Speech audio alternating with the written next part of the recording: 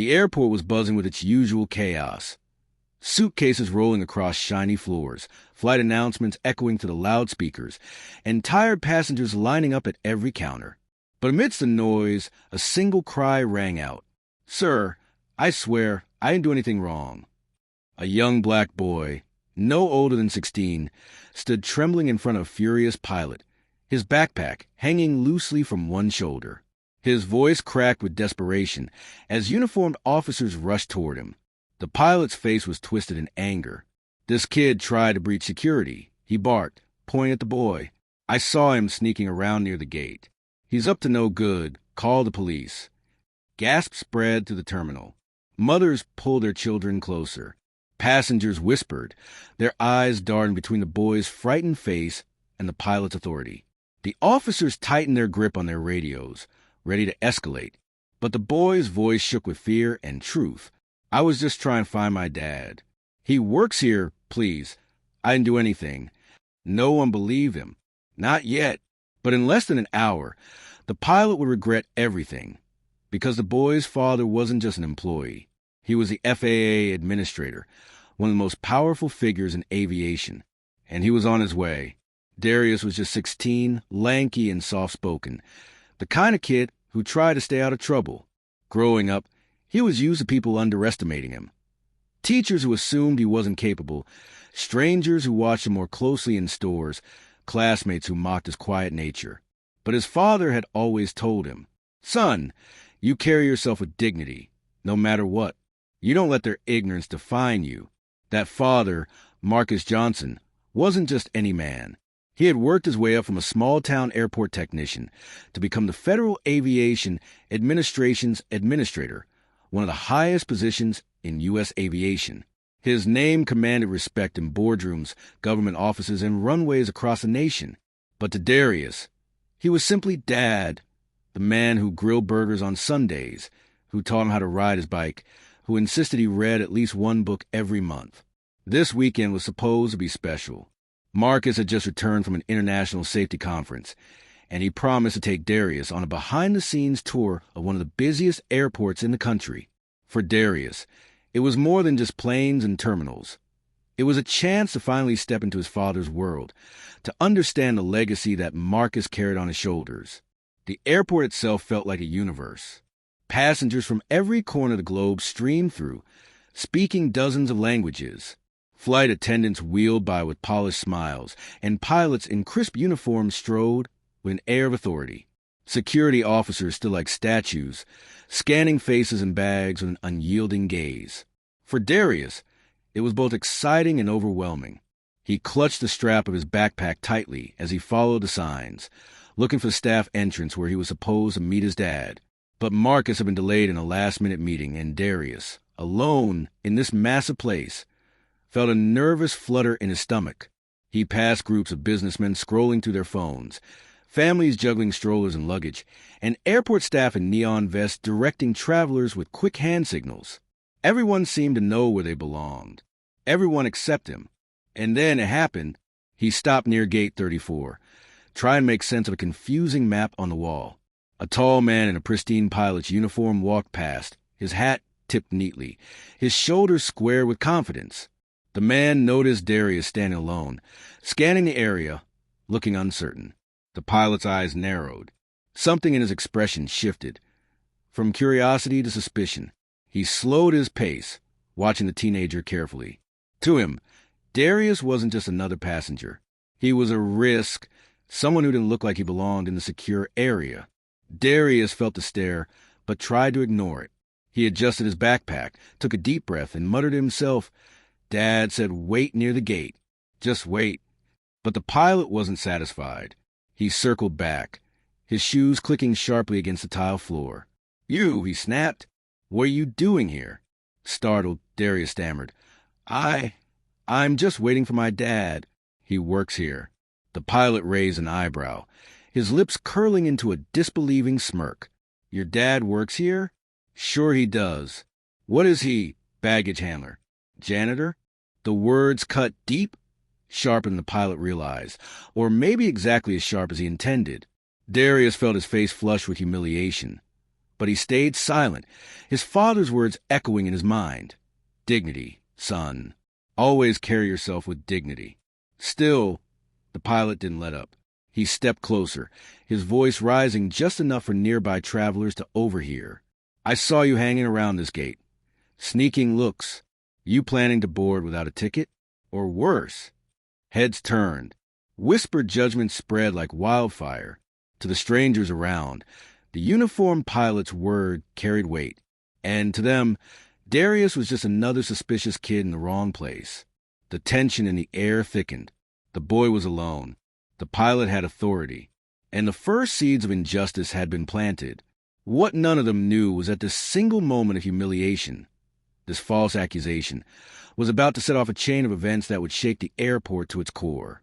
Because Marcus Johnson was just a phone call away. And when he arrived, the balance of power would shift in a way that no one, least of all the arrogant pilot, could have predicted. The pilot's voice carried across the terminal, like a gavel, striking a courtroom bench. "Security!" he barked, jabbing a finger toward Darius. "This boy has been loitering near the gates.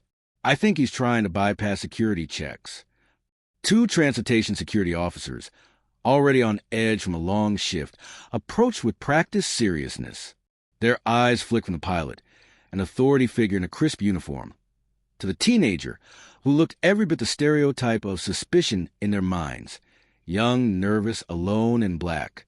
"Empty your bag," one of them ordered sharply. Darius's throat tightened.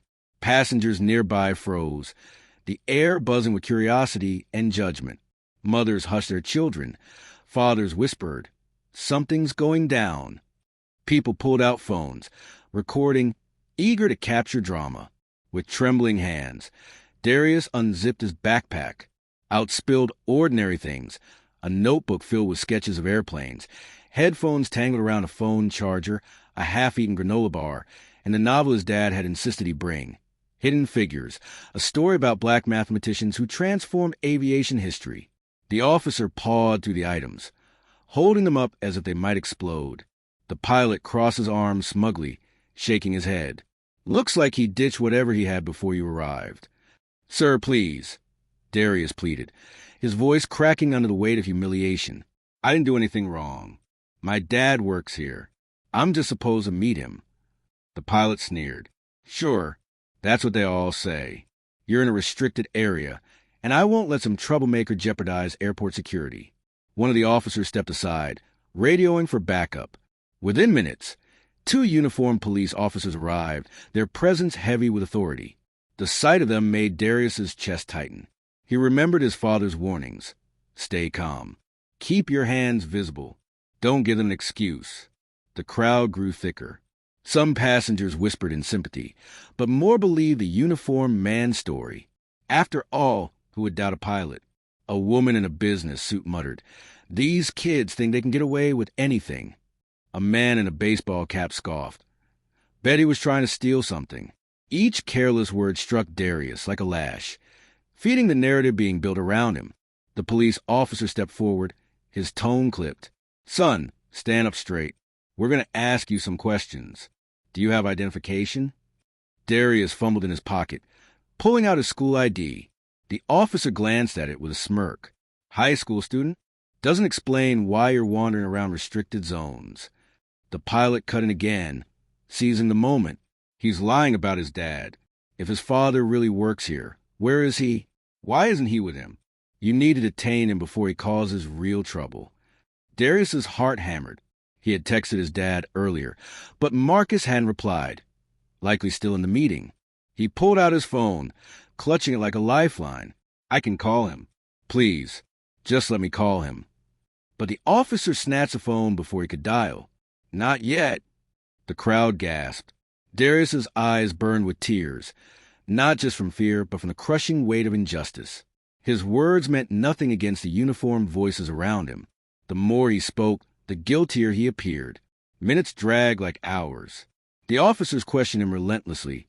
Where was he going? Who was he meeting? Why was he near the gates? Each answer only seemed to dig him deeper. His insistence that his father was a high-ranking FAA official drew laughter. "FAA administrator." The pilot scoffed loudly, his voice dripping with sarcasm. Kid, that's the most ridiculous lie I've ever heard. You can't even get your story straight. Darius's knuckles whitened around the strap of his bag. He wanted to scream, to shout the truth until the walls shook. But he remembered his father's words again. Dignity. Always dignity. So he stood, trembling but upright, fighting the tears threatening to spill. Then the situation escalated. The police officer motioned toward his cuffs. You'll have to come with us until we sort this out. The pilot smirked triumphantly, as if justice had been served. The bystanders nodded, many convinced they had just witnessed the prevention of some terrible incident. To them, the story was simple. Suspicious boy, sharp-eyed pilot, quick resolution. But the truth was far from simple. Just as the officer reached for Darius's wrists, his phone, still in the officer's hand, buzzed loudly. The screen lit up with a caller ID that made the officer pause. Dad. Confusion flickered across his face. He hesitated, then reluctantly answered on speaker. Hello? This is Officer Ramirez at JFK Airport. We have your son here. Claims you work for the FAA. Can you verify? There was silence. Then a voice, calm but commanding, rolled through the speaker like thunder. This is Marcus Johnson, FAA Administrator, and you are detaining my son. The entire terminal seemed to exhale at once. Heads whipped toward the officers. The pilot's smug grin faltered, and Darius, for the first time in half an hour, felt a faint spark of hope flicker in his chest. But Marcus Johnson wasn't done. He was on his way, and the storm he was about to unleash would change everything. The terminal went silent, the kind of silence that comes just before a thunderstorm, heavy, expectant, electric. The phone in Officer Ramirez's hand crackled with the weight of Marcus Johnson's voice. I'll be there in 2 minutes, Marcus said firmly. Do not put a hand on my son until I arrive. Click. The line went dead. Every pair of eyes in the terminal shifted. Some passengers whispered in shock. Did he say FAA Administrator? Wait, that's the head of aviation, isn't it? No way, that kid's a son? The pilot's confident expression wavered. His authority, once unshakable, now looked fragile. He shifted uncomfortably, tugging at his uniform collar. But still, pride wouldn't let him back down. I don't care if his dad's a pope, he muttered under his breath. The kid was acting suspicious. Then, click, the sound of polished shoes striking the tile floor. Heads turned. Marcus Johnson strode into the terminal, flanked by 2 airport officials who had practically jogged to keep up with him. He wasn't wearing a uniform, but he didn't need one. His presence was commanding. A tall man with salt and pepper hair, his tailored suit crisp, his FAA badge gleaming. His eyes, sharp and unwavering, locked instantly onto his son. Darius, he said, his voice calm but laced with fire. Are you okay? The boy swallowed hard, relief crashing over him like a wave. Dad! His voice broke, but the dignity Marcus had taught him was still there. He stood tall, refusing to collapse even under the crushing weight of the past half hour. Marcus turned slowly, deliberately, toward the officers. Would someone like to explain, he said, his voice measured, why my son is being treated like a criminal in an airport that I oversee? Ramirez opened his mouth, then shut it. The second officer shifted awkwardly. It was a pilot who stepped forward, trying to salvage the authority he had so carelessly abused.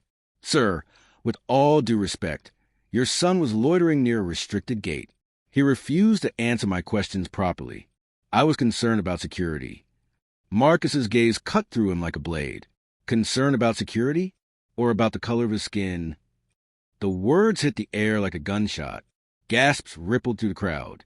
The pilot's face flushed crimson. "Tage, that's not what I meant," he stammered, suddenly on the defensive. "I was just doing my job."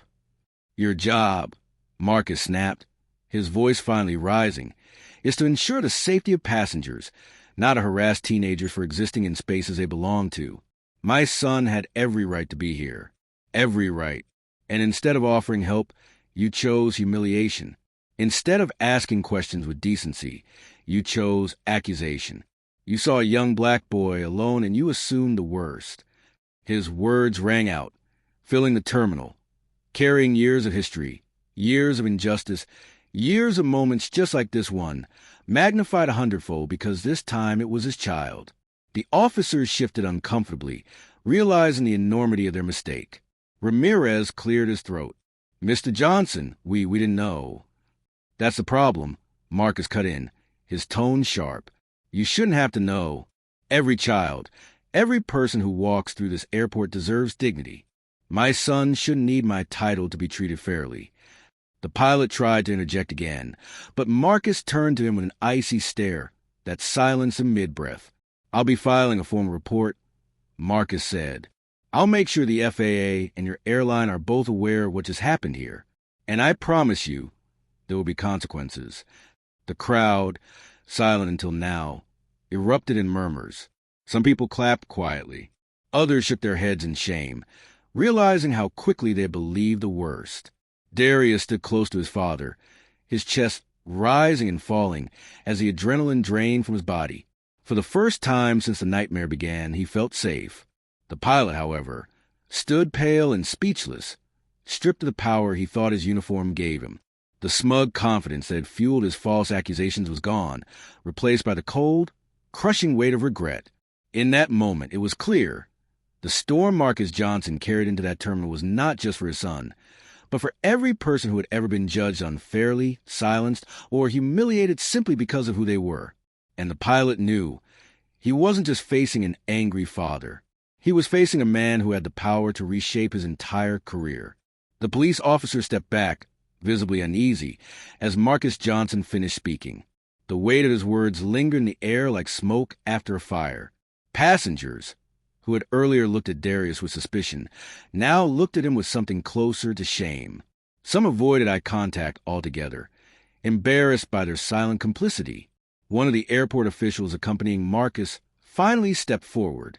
"Mr. Johnson," she said, her tone careful, "this incident does not reflect the values of this airport or the FAA." Marcus gave her a curt nod, but didn't soften. "It reflects a reality that's far too common," he replied. "One that we need to confront, not just in policies and procedures, but in the hearts of the people who wear these uniforms." He turned back to the officers. "You will release my son immediately, and you will apologize." Ramirez swallowed hard, then faced Darius. "Son, I'm sorry. We were wrong." His words, though sincere, felt thin against the humiliation Darius had just endured. Still, Darius nodded quietly, choosing grace over bitterness, because that was who his father had raised him to be. Then Marcus shifted his gaze to the pilot. The man's hands fidgeted at his sides, his once proud posture now wilted. He opened his mouth to speak, but Marcus silenced him with a single raised hand. "You don't get to apologize to me," Marcus said firmly. "You owe my son an apology." The pilot hesitated, pride warring with shame. Finally, with the eyes of the crowd burning into him, he turned toward Darius.